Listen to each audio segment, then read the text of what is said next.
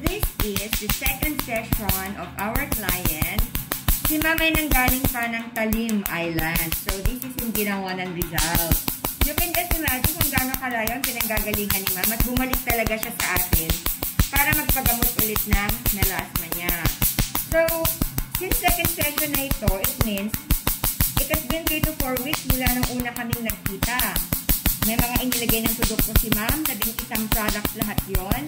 And then, ang napansin namin kanina, actually pati si Ma'am, pati yung mga kasamahan din sa trabaho, napansin din na yung severe melasma niya ay medyo nag-lighten na. So, ibig sabihin, may improvement. Kahit na konti, may improvement.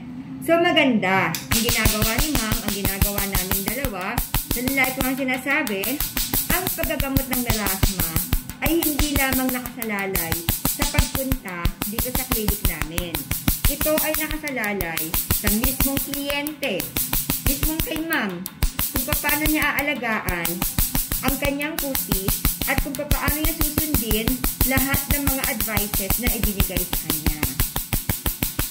So muli, kapag may mga problema kayo na melasma or kahit na anong skin discoloration, i-chat na lamang kami dito sa Facebook na ito kung saan ninyo napapanood ang video namin. So, I'll see you soon guys ha!